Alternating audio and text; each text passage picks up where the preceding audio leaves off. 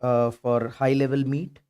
And you know that recently the two nations are exchanging informations and allegations regarding involvement of an Indian official in the murder of murder plot of a alleged terrorist. Okay, so we will cover what is the issue uh, and other aspects related to this particular issue. So let's begin our discussion with the prelim section. And first question is on corporate bond market. Now, as we discussed that credit rating agency CRISIL has claimed that as per their study, the bond market growth is expected to gather pace in the coming years, and its overall size is likely to be more than double, and which will reach over 100 lakh crore by March 2030. Now, if you want to understand the corporate bond market in detail, Webhauser has taken up a DNS session on 12th of October. So you can refer to that particular DNS session for better understanding and nitty-gritties related to corporate bond market. In crude terms, what is corporate bond market? It is simple that if a firm or an entity wants to raise some money for its users or its investment, it can release a bond in the market. And now, what is bond? You all must be aware of the fact that it is just kind of promising note with certain promises that whenever it will achieve its maturity, you will get some extra amount. So, a private firm can release or can launch a bond in order to raise funds. Okay, so it's kind of debt instrument. There is no equity involved. The firm will not dilute its share. It is just for the raising money. So this topic relates to the this mobilization of resources, because money transfer of money is involved and raising of funds is involved. So UPSC has been asking question related to the flow of money in the market. So as you can see here in 2023, it gave you four options and asked you which of the above include in capital markets. So we have taken up our question based on basic understandings related to corporate bond market. And with these statements, we will try to briefly learn what it is all about. So question is, which of the following statements does not reflect the benefits of the domestic corporate bond market? Does not reflect. Okay. So the first statement says it reduces pressure on the government for financing infrastructure project. Now this is a correct statement, because as we know that a firm can release the bond, can offer the bond and raise the money. And as you all might be aware of the fact that in 2018 and 19, Economic Survey of India also opined that to reach the target of 5 trillion economy, it is very important to capitalize upon the corporate bond market. We have to invest more in it for its development and practices. So, and in developed countries, it is the practice like USA. The corporate bond market is pretty much developed there. So, certainly, if you will have better avenues to raise money for your projects and for your investments, then there would be less burden on government for financing the infrastructure projects, because at present what happens, the large infrastructure projects like roads, ports, airports, etc., are being funded by the government. But when you have a established corporate bond market, then yes, it will reduce the pressure on the government. Now, second statement says it diversify the risks in the financial system. Now, this is also a correct statement. As we know that banks generally give the short term deposit, use the short term deposit with the maturity period of 3 to 5 years, but they invest in infrastructure projects which have long gestation periods. So the result or outcome of such investment is asset liability mismatch, because this loan that bank is providing is their asset, but the funds that they are investing is their liability. Now, when you have a short-term maturity period liability, but you are investing in a long-term gestation assets, then there would be a liability asset mismatch, and which can lead up to the NPAs and huge burden of NPAs.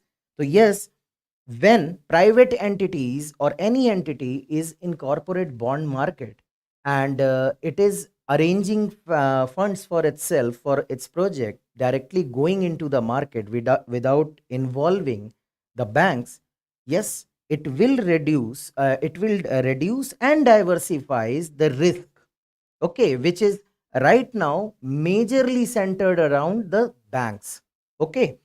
And that makes our third statement incorrect, because it says it facilitates, that is, corporate bond market facilitates the intermediation in the banking system. Now, this statement is incorrect, because it there is no need for bank to remain as a middleman. So it is kind of disintermediation and not mediation. So the requirement of banks to act as a middleman is reduced. Fine. And last statement says reducing the foreign currency exposure for the businesses. Yes, again a correct statement, because you have large chunk of investment or funds in local currency itself. So your exposure to foreign currency will reduce. Okay. So as you had to find the incorrect one, our answer would be C, that it facilitates the intermediation in the banking system. So the second question is based on this news article which featured on page number 6 of the Hindu newspaper. Now, as we told, it is a tussle between two South American countries, that is Venezuela and Guyana. Now, this article says the steps which are being taken by the Venezuelan government is unnecessary, and it may lead to larger, just a moment,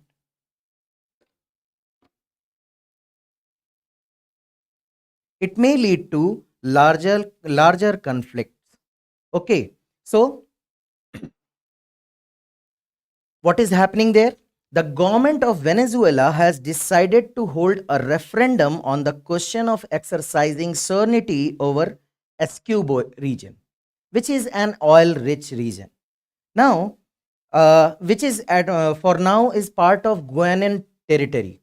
Okay, and as per Venezuela's claim, 95% of voters are supporting its claim.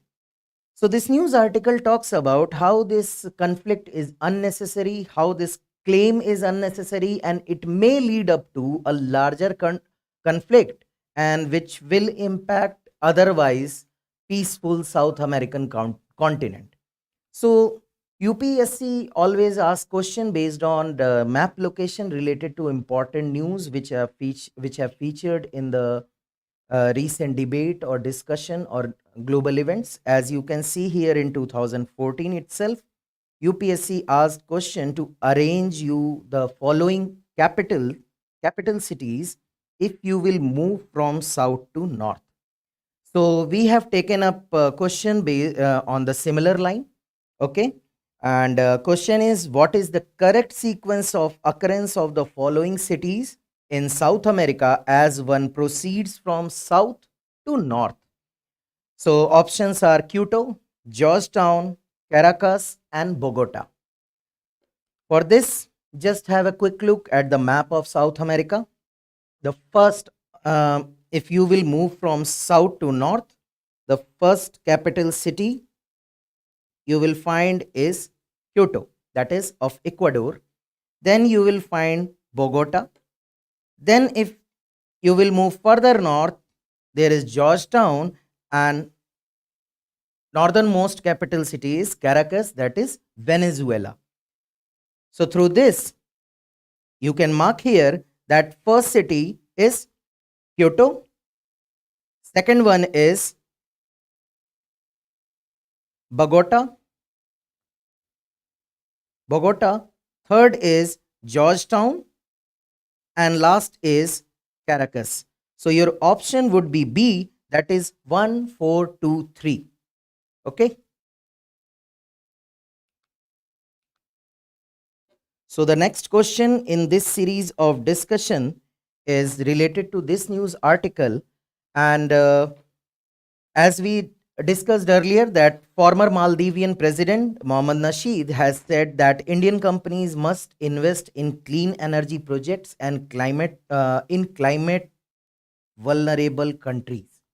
Okay, he has said that in spite of investing more in steel and iron, the Indian corporates should invest more in clean energy, which will be helpful for climate vulnerable countries.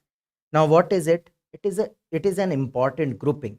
So before moving to the question, because it is a factual question, so we must understand this some basic facts regarding this grouping. Okay, so this Climate Vulnerable Forum, that is CVF, it is an international partnership of countries which are highly vulnerable to the warming planet. Now, this group consists 58 member countries from various continents, namely Africa, Asia, Caribbean, Latin America, and the Pacific. Map-wise location has been provided in the PDF. Do refer the PDF for your note-making purpose. So, if you can connect the dots, the continents mentioned here are representing the global South. So, it serves as a South-South cooperation platform for participating governments, and so that they can act together to deal with global climate change. Now, there is a mechanism where forum is led by a rotating chair. Currently, Ghana is the current chairman, and there is very important fund related to this forum, which is which is named as Climate Vulnerable Forum Trust Fund. What is more important, UNDP Multi Partner Trust Fund is administrator of this fund. So don't get confused. UNDP Multiple Partner Trust Fund is administrator. However, there are four other participating partners, namely International Organization for Migration, United Nations Development Program, United Nations Office for Disaster Risk Reduction, that is UNISDR, and World Meteorological Organization, WMO. These four agencies are partner, and it is administered by UNDP Multi-Partner Trust Fund. Now, these 58 countries are involved in another initiative, which is known as Global Shield Initiative. Now, what is it? Out of these 58 countries, 20 finance ministers of 20 countries, they together come up along with G7 group and other supporting countries. They have launched this Global Shield against climate risk. And as the name suggests, that shield means something to protect you from adversity. The aim is to provide and facilitate more and better pre-arranged protection against climate and disaster related risk for vulnerable people and countries. Another important fact is it was launched in the previous COP, that is COP 27, which was held at Sharm el Sheikh, Egypt. Okay, so these were important details regarding this platform, forum, and their initiative, as UPSC is always interested in asking questions related to initiatives which are targeted towards climate change and climate protection. As in 2015, it has asked question based on Rio Plus 20 conference. So now the question is simple. As you have seen that V20 group along with G7 is nothing but part of ClimateVulnerable Forum.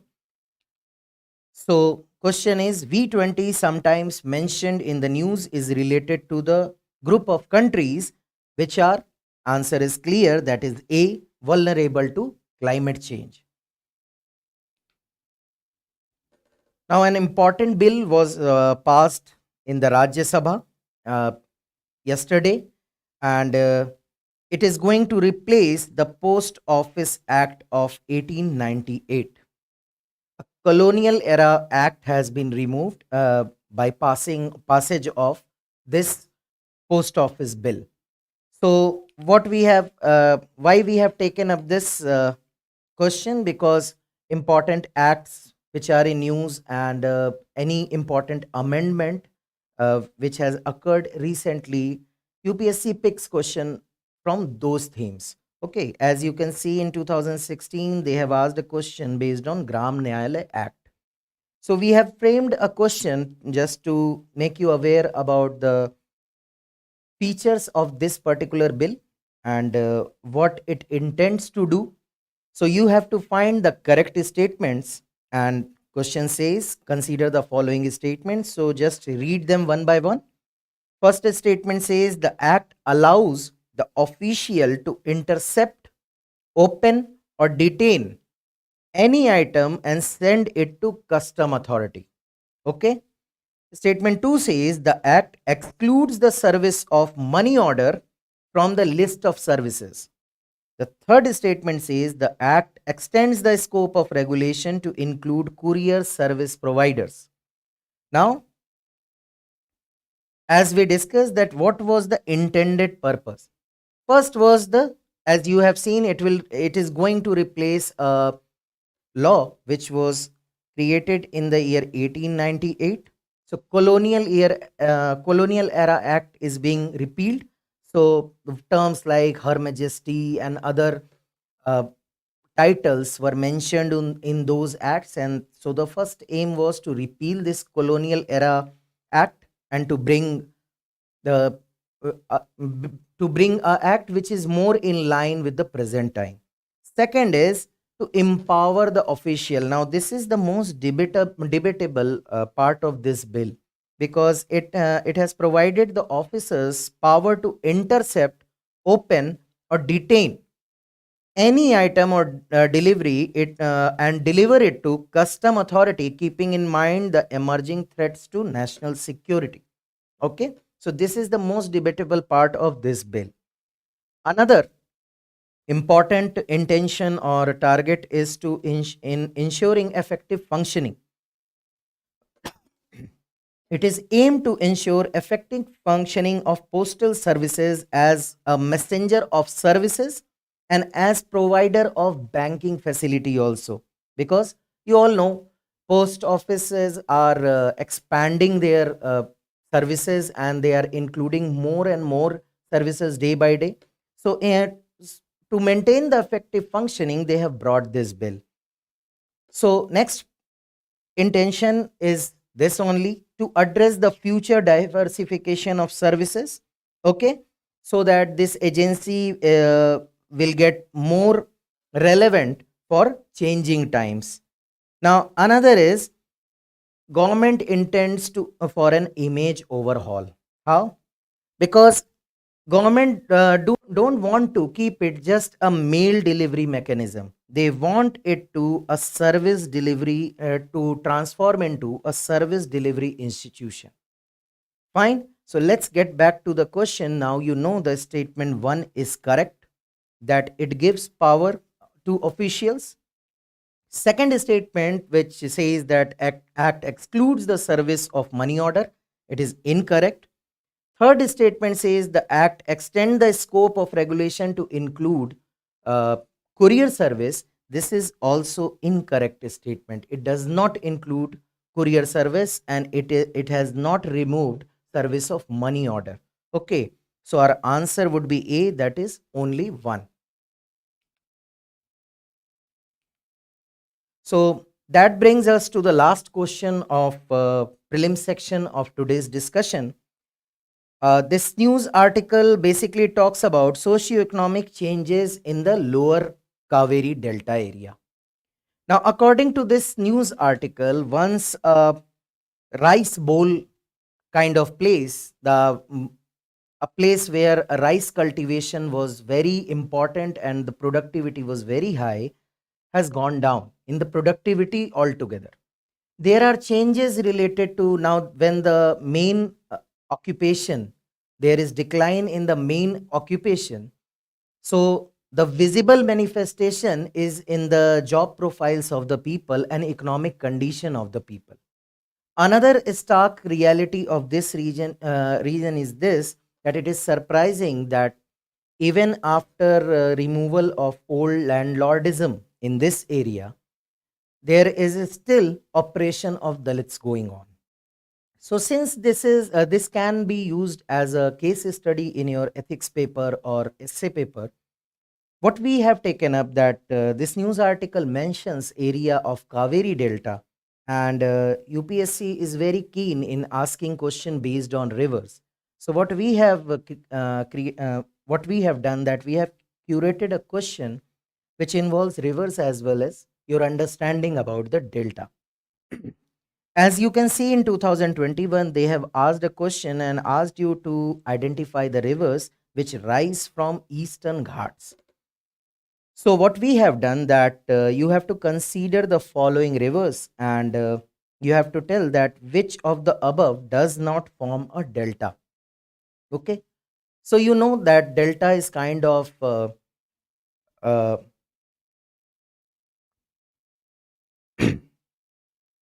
delta is kind of a wetland, and it generally forms at the end of the river mouth where river water gets mixed with another water body, generally a sea or an ocean. Okay. So what are the requirements? In general, the slope on which river is flowing should be very low. This slope should be low so that the velocity of flowing river water becomes sluggish or very slow. And what happens? The suspended particle, the sediments, they start getting deposited on the bank, or you may say the surface, and accordingly the heavier ones, coarser one will settle first, then the finer one will settle later. Okay. So requirement is floor, slow pace, less elevation. Now situation in India is very peculiar. These conditions are very much common in on the eastern part of India. However, the western India differs completely. And that is why you must know this basic fact that western flowing rivers do not form delta. Reason is, first is the slope is steeper as compared to the eastern Ghat. So rivers are flowing at a faster pace. So lesser time they are taking to reach to the ocean. Okay. So there is no time for the sedimentation. Second, you all be aware of the fact that this western coast is a submergent coast. This is just a pictorial representation. In reality, it looks something very different, and the scale is very large. It is just for you to understand. It is kind of river is flowing from here, and the coastal zone has been subsided. So it is a submergent coast, the Western Ghats.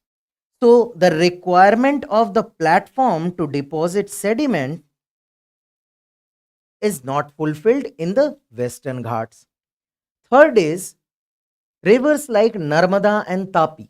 They flow through the Rift Valley. So whatever sediments that they are having, it get deposited into the fractures of the fault zone. They do not transport it to the mouth of the river. So these three are the major reasons why western flowing rivers do not form delta.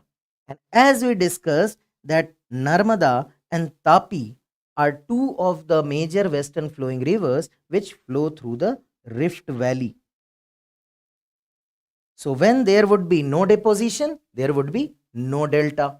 And when there would be deposition, there would be formation of delta and of various shape like bird foot, accurate, arcuate, any shape, triangle shape, any shape you can you can find any shape in delta region. But when these conditions are not fulfilled, you will find absence of delta. So our option B would be correct. That is 2 and 4. Narmada and Tapi do not form delta in India. Okay.